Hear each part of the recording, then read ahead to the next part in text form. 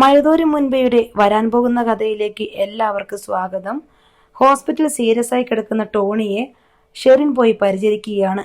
അവിടെ നിന്നും ഷെറിന്റെയും മാമച്ചന്റെയും നിർബന്ധപ്രകാരം റീഹാബിലിറ്റേഷൻ സെന്ററിലേക്ക് ടോണിയെ കൊണ്ടുപോവുകയാണ്. 1 മാസത്തെ ട്രീറ്റ്മെന്റ് ആണ് ടോണിക്ക്.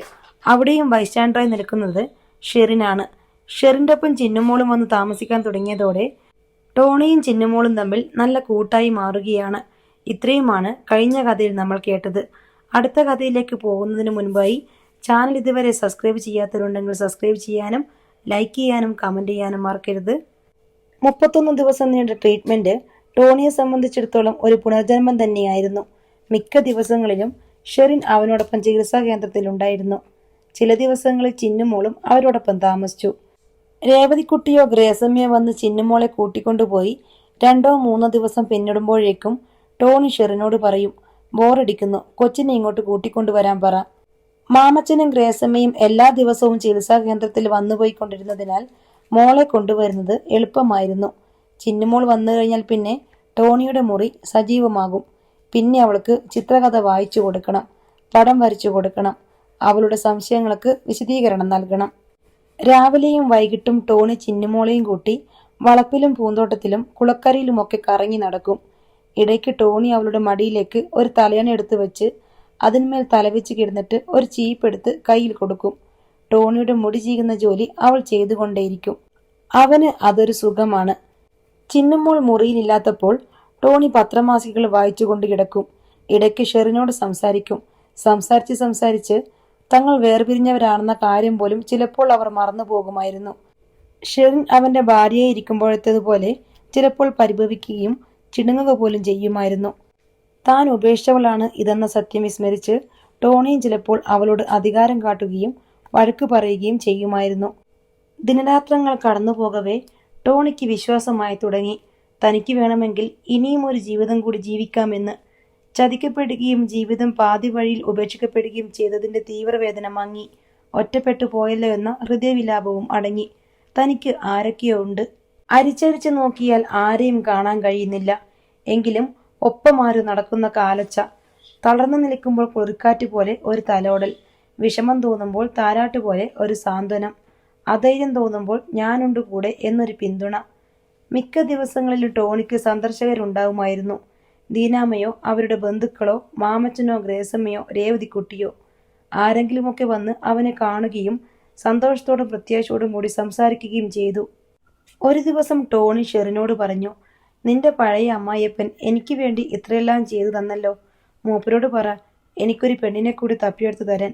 2ാം കെട്ടും പ്രസവിച്ചതും കാമുകൻ ചവറ്റുകൊട്ടെ തള്ളിയതും ഒന്നും വേണ്ട. ഒരു പുതിയ പെണ്ണിനെ കല്യാണം കഴിച്ചിട്ട് വേണം എനിക്കും ചിന്നുമോളെ പോലൊരു മോളുണ്ടാകുമോ എന്ന് പരീക്ഷിക്കാൻ. നീ പിന്നെ കല്യാണത്തിന് മുൻപ് കഴിവ് തെളിയിച്ചവളാണല്ലോ.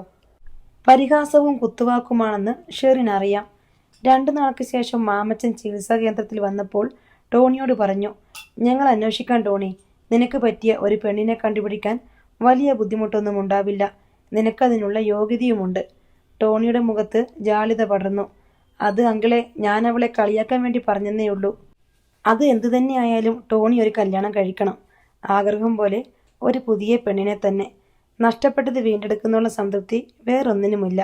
ടോണിക്ക് നല്ലൊരു ദാമ്പത്യ ജീവിതം നഷ്ടമായി. ഞങ്ങളുടെ സഹായം എപ്പോഴും ഉണ്ടാവും, മാമച്ചൻ ഉറപ്പുകൊടുത്തു. 31-ാം ദിവസം ടോണിയെ കൂട്ടിക്കൊണ്ടുപോകാൻ മൂവാറ്റുപുഴയിൽ നിന്ന് ദീനാമ്മയും നിവ്യയും ആൽവിനും കൂടി വന്നു. എറണാകുളത്ത് നിന്നും മാമച്ചനും ഗ്രേസമ്മയും രേവതിക്കുട്ടിയും ചിന്നുമോളും വന്നിട്ടുണ്ടായിരുന്നു. ഷെറിൻ രാവിലെ തന്നെ ടോണിയുടെ സാധനങ്ങളെല്ലാം പാക്ക് ചെയ്ത് വെച്ചിരുന്നു. ഇനി എന്താ, ബില്ല് പേ ചെയ്തില്ലേ? ടോണി ദീനാമ്മയെ നോക്കി. അതെല്ലാം കഴിഞ്ഞു, മാമച്ചൻ പറഞ്ഞു. അങ്കിളിന് ഞാൻ കുറേ പൈസ തരാനുണ്ട്. ഞാൻ ആ കടം വീട്ടിക്കൊള്ളാം. പൈസ മാത്രമല്ലല്ലോ ടോണി, സമയം, ചിന്ത, യാത്ര, എല്ലാ കടങ്ങളും വീട്ടാൻ ടോണിക്ക് പറ്റുമോ? ടോണി മറുപടി പറയാതെ തൻ്റെ ബാഗ് എടുത്തു. ചിന്നുമോളുടെ കവിളത്ത് തലോടി. അങ്കിള് പോട്ടെ മോളെ. മൂവാറ്റുപുഴയല്ലേ അങ്കിളെ? ചിന്നുമോൾ ചോദിച്ചു. മൂവാറ്റുപുഴയല്ല, മൂവാറ്റുപുഴ. ടോണി ചിരിച്ചുകൊണ്ട് തിരുത്തി. അതാ ഞാനും പറഞ്ഞ്. ടോണി കേട്ടതിൻ്റെ കുഴപ്പമാ. മോള് കറക്റ്റായിട്ടാ പറഞ്ഞത്. മാമച്ചൻ ചിന്നുമോളുടെ പക്ഷം ചേർന്നു. ശരിയാ സമ്മതിച്ചു. പക്ഷെ അങ്കിളിന് ഇനി ആര് മുടി ചീകി തരും? അങ്കിളിന്റെ മീശ ആര് ചീകി ഒതുക്കി വയ്ക്കും? മൂവാറ്റുപുഴ ചെല്ലുമ്പം ചിന്നുമോളില്ലല്ലോ അവിടെ, ടോണി പറഞ്ഞു. അന്നേരം അങ്കിള് ഞങ്ങളുടെ വീട്ടിലോട്ട് വന്നാൽ മതി. ചിന്നുമോൾ അതിനും പരിഹാരം നിർദ്ദേശിച്ചു.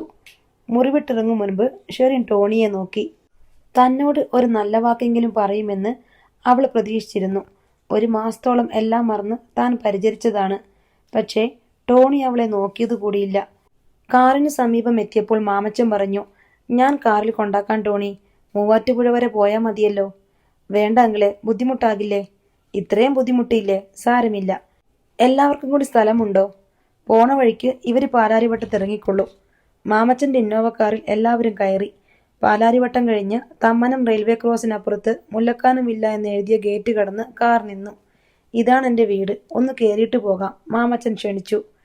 ടോണിയും ആൽവിനും ദീനാമയും നിവ്യയും മാമച്ചൻ്റെ വീട് സന്ദർശിച്ചു. രേവതിക്കുട്ടി കൊടുത്ത കാപ്പി കുടിച്ചു. മൂവാറ്റുപുഴയ്ക്ക് പുറപ്പെട്ടപ്പോൾ കാറിനുള്ളിൽ ആൾബലം കുറഞ്ഞു. മാമച്ചനും ഗ്രേസമ്മയും മാത്രമേ എറണാകുളത്ത് നിന്നും പോന്നുള്ളൂ. രേവതിക്കുട്ടിയും ഷെറിനും ചിന്നുമോളും വീട്ടിൽ തങ്ങി. കാർ മൂവാറ്റുപുഴയിലെത്തി. ടോണിയുടെ വീട്ടിൽ മാമച്ചനും ഗ്രേസമ്മയും അധിക നേരം നിന്നില്ല. 2 ആഴ്ചയ്ക്ക് ശേഷം ഒരു വൈകുന്നേരം ടോണി മാമച്ചൻ്റെ വീട്ടിലെത്തി. താഴെ ഹാളിൽ അവനെ കണ്ടതും ചിന്നുമോൾ ഹായ് അങ്കിൾ എന്നാർത്ത് വിളിച്ച് കോണിപ്പടി ഓടിയിറങ്ങി. ഓടല്ല മോളെ എന്ന് ടോണി താഴെ നിന്ന് ശാസിച്ചു. താഴെയെത്തിയ ചിന്നുമോൾക്ക് ടോണി കയ്യിൽ കരുതിയിരുന്ന വലിയ ഗിഫ്റ്റ് പാക്കറ്റ് സമ്മാനിച്ചു. അതിൽ നിറയെ ചോക്ലേറ്റുകളും കളിപ്പാട്ടങ്ങളുമായിരുന്നു. രേവതിക്കുട്ടി ടോണിക്ക് ചായ കൊടുത്തു. ഡൈനിങ് റൂമിലിരുന്ന് ചായയും സ്വീറ്റ്സും കഴിക്കുന്നതിനിടയിൽ ടോണി പറഞ്ഞു, ഞാൻ കുവൈറ്റിലേക്ക് പോകുക. അത് പറയാൻ വേണ്ടിയാ ഇപ്പൊ വന്നേ. വിസയൊക്കെ ശരിയായോ ടോണി? ഗ്രേസമ്മ ചോദിച്ചു. വിസയുണ്ടായിരുന്നല്ലോ ആൻറ്റി എനിക്ക്. കഴിഞ്ഞ കൊല്ലം ലീവിന് വന്നിട്ട് പോയില്ല. മനഃപൂർവ്വം പോകാതിരുന്നതാ. ജോലി ചെയ്തുകൊണ്ടിരുന്ന കമ്പനിയിൽ ഇപ്പോൾ വിളിച്ചു ചോദിച്ചപ്പം ചെല്ലാൻ പറഞ്ഞു. അത് നന്നായി, മാമച്ചൻ പറഞ്ഞു. വന്നപ്പോൾ മുതൽ ടോണി അവിടെ ഇവിടെ നോക്കുന്നുണ്ടായിരുന്നു. ഷെറിനെ കാണുന്നില്ല. ഷെറിൻ എവിടെ? ഒടുവിലവൻ ചോദിച്ചു. പള്ളിയിൽ പോയതാ, വരാറായി, ഗ്രേസമ്മ പറഞ്ഞു. പിന്നെ വേറൊരു കാര്യം പറയാനുള്ളത്, അവളെ ആർക്കെങ്കിലും കെട്ടിച്ചു കൊടുക്കുന്നതിന് മുൻപ് എന്നെ ഒന്ന് അറിയിച്ചേക്കണം. മാമച്ചനും ഗ്രേസമ്മയും മുഖത്തോട് മുഖം നോക്കി. അവർ ചായ കഴിച്ച് എഴുന്നേൽക്കുന്നതിന് മുൻപേ ഷെറിൻ എത്തിച്ചേർന്നു. അവളെ കണ്ടത് ചിന്നുമോൾ കൈകാട്ടി വിളിച്ചു. മമ്മി ദേ അങ്കിൾ വന്നു, ഇങ്ങോട്ട് വാ. ഷെറിൻ അത്ഭുതത്തോടെ അവിടേക്ക് ചെന്നു. ടോണിച്ചാൻ എപ്പോഴാ വന്നേ? കുറേ നേരമായി. മമ്മി ദേ ഇത് നോക്ക്. ചിന്നുമോൾ തനിക്ക് കിട്ടിയ ടോയ്കളും ചോക്ലേറ്റുകളും കൊച്ചു കൊച്ചു കളിപ്പാട്ടങ്ങളും എടുത്ത് ഊണുമേശയിൽ നിരത്തി. എല്ലാം അങ്കിള് കൊണ്ടുവന്നതാ, എല്ലാം എനിക്കാ. സമ്മതിച്ചു, രേവതിക്കുട്ടി പറഞ്ഞു. ഞങ്ങൾക്കാർക്കും ഒന്നും വേണ്ടപ്പനെ. രേവതിക്കുട്ടി കൈകൂപ്പി അവളുടെ മുന്നിൽ ശിരസ് നമിച്ചു. വൈകുന്നേരം പള്ളിയിലെന്തായിരുന്നു പരിപാടി? ടോണി ഷെറിനെ നോക്കി ചോദിച്ചു. നൊവേന കലൂർ പള്ളിയിലായിരുന്നു. അത് കുറച്ച് ദൂരെയല്ലേ? ഇതുവഴി ബസ്സുണ്ട് ടോണിച്ചായ. ആ ഷെറിൻ, ഞാൻ കുവൈറ്റിലേക്ക് പോവുകയാണ്, ടോണി ഒരൊഴുക്കൻ മട്ടിൽ അവളോട് പറഞ്ഞു. ചായ കുടി കഴിഞ്ഞ് മാമച്ചൻ ടോണിയെ മുകളിലത്തെ നിലയിലെ ബാൽക്കണിയിലേക്ക് കൂട്ടിക്കൊണ്ടുപോയി. അവിടെ ഇരുന്ന് സംസാരിച്ചു. ടോണിക്ക് താല്പര്യമുണ്ടെങ്കിൽ താൻ വിവാഹം ആലോചിക്കാമെന്ന് മാമച്ചൻ പറഞ്ഞു. ഞാനെന്ന് വെറുതെ പറഞ്ഞതല്ല ടോണി. ടോണിക്കെന്തായാലും ഒരു വിവാഹ ജീവിതം കൂടിയല്ലേ തീരൂ. അങ്കിൾ, എൻ്റെ കാര്യത്തിൽ ഇത്ര താല്പര്യം കാണിക്കാൻ എന്താ കാരണം? ഞാൻ നിങ്ങളുടെ ആരുമല്ല. ഷെറിനെ ഞാൻ ഉപേക്ഷിച്ചു കഴിഞ്ഞു. ശത്രുതയല്ലേ എന്നോട് തോന്നേണ്ടത്? 2 കാരണങ്ങളുണ്ട് ടോണി. 1, ടോണിയുടെ വിവാഹ ജീവിതത്തിലുണ്ടായ തകർച്ചയിൽ പരോക്ഷമായിട്ടാണെങ്കിലും എൻ്റെ മകനും ഒരു പങ്കുണ്ടായിരുന്നു. 2, ചിന്നുമോൾ നിമിത്തം ഷെറിൻ ഞങ്ങളുടെ മകളുടെ സ്ഥാനത്ത് വന്നിരിക്കുകയാണ്. ഷെറിൻ്റെ തെറ്റുകൊണ്ട് ഒരു ചെറുപ്പക്കാരൻ്റെ ജീവിതം തുലഞ്ഞു പോകരുതെന്ന് ഞങ്ങൾക്ക് ആഗ്രഹമുണ്ട്. ടോണി മാമച്ചൻ്റെ മുഖത്തേക്ക് നോക്കി നിമിഷങ്ങളോളം ഇരുന്നു. ഞാൻ പോയിക്കോട്ടെ. കുവൈറ്റിലേക്ക് പോകുന്ന ദിവസം കൃത്യമായി തീരുമാനിച്ചിട്ടില്ല. ഫ്ലൈറ്റ് ടിക്കറ്റ് ഓക്കെ ആവണം. നെടുമ്പാശ്ശേരിയിൽ നിന്നാണ് യാത്ര. ഞാൻ ഫോൺ ചെയ്ത് അറിയിക്കാം. Wish you all the best. Mamachan അവന് ഷേക്ക് ഹാൻഡ് നൽകി. ഷെറിൻ പള്ളിയിൽ പോയ വേഷം മാറുകയായിരുന്നു. നൈറ്റി എടുത്തിട്ട് അരപ്പട്ട കെട്ടുന്നതിനിടയിൽ വാതിലിൽ മുട്ടുന്നത് കേട്ടു. കട്ടിലിൽ കിടന്ന് കാറോടിച്ച് കളിക്കുകയാണ് ചിന്നുമോൾ. ചിന്നുമോൾ ചെന്ന് വാതിൽ തുറന്നു. മമ്മി, അങ്കിളാ, അവൾ സന്തോഷത്തോടെ പറഞ്ഞു. എന്നിട്ട് ടോണിയോട് ചോദിച്ചു, അങ്കിള് പോയില്ലായിരുന്നോ? പോവാണ് മോളെ, യാത്ര പറയാൻ വേണ്ടി വന്നതാ. അവൻ ഷെറിനെ നോക്കി. അവൾ അലമാരക്കരികെ നിൽക്കുകയാണ്. ടോണി അവളുടെ സമീപത്തേക്ക് ചെന്നു. ഡിവേഴ്സ് വേണ്ടേ നിനക്ക്? ഷെറിൻ നിഷേധ രൂപേണ തലയാട്ടി. ഫാമിലിക്കോട്ടും ഡിവേഴ്സും ഒന്നും വേണ്ടി വരില്ലെന്നാ ഞാൻ വിചാരിച്ചത്. നീയാണ് എല്ലാം തകിടം മറിച്ചത്. അതുകൊണ്ട് ഞാൻ ഇപ്പോഴും ജീവിച്ചിരിക്കുന്നു. നിനക്ക് വിധവയാകാൻ കഴിഞ്ഞുമില്ല. അവൻ എന്താണ് പറഞ്ഞു വരുന്നതെന്ന് ഷെറിന് മനസ്സിലായില്ല. എല്ലാം ഞാൻ ആലോചിച്ച് നോക്കി ഷെറിൻ. കുടുംബ കോടതി, കേസ്, വക്കീലന്മാർ, വിചാരണ, വിധി, ഡിവേഴ്സ്, വീണ്ടും ഒരു കല്യാണാലോചന. എന്തുകൊണ്ട് ആദ്യ ബന്ധം അലസിപ്പിരിഞ്ഞെന്നുള്ള കഥ പറച്ചിൽ, രണ്ടാം കെട്ടുകാരനെ രണ്ടാം തരക്കാരനെ കാണുന്ന പെണ്ണിന്റെ അതൃപ്തി. എന്തെല്ലാം കടമകളാ! തമ്മിൽ ഭേദം ആദ്യം കിട്ടിയ കുരിശു തന്നെ ചുമക്കുന്നതാ. ഷെറിൻ അന്താളിപ്പോടെ അവനെ തന്നെ നോക്കി. ഞാൻ പറഞ്ഞത് മനസ്സിലായില്ലേ ഷെറിന്? ബാക്കി ജീവിതം കൂടി നമുക്കങ്ങ് ഒന്നിച്ച് ജീവിച്ചു തീർക്കാം. അവൻ പറഞ്ഞു വന്നത് പൂർത്തിയാക്കി. ഷെറിൻ പെട്ടെന്ന് തേങ്ങിക്കരഞ്ഞു. വേണ്ട ടോണിച്ചായ, വേണ്ട, ഞാൻ സമ്മതിക്കത്തില്ല. എന്താ കാര്യം? എനിക്കതിനുള്ള യോഗ്യതയില്ല ടോണിച്ചായ. ടോണിച്ചായനെ ചതിച്ചവളല്ലേ ഞാൻ. എന്നാലും നിനക്കെന്നോട് സ്നേഹമുണ്ടല്ലോ. കുവൈറ്റിൽ നമ്മൾ ഒന്നിച്ചായിരുന്നപ്പോഴും നിനക്കെന്നോട് ഒരുപാട് സ്നേഹമുണ്ടായിരുന്നു എന്ന് എനിക്കറിയാം. ഇപ്പോഴും അതിന് ഒരു കുറവും വന്നിട്ടില്ലെന്നും എനിക്ക് മനസ്സിലായി. വേണ്ട, വേണ്ട ടോണിച്ചായ. ടോണിച്ചായൻ ഇനി വേറൊരു കല്യാണം കഴിച്ചാൽ മതി. എന്നെ ഇനി കൊള്ളില്ല.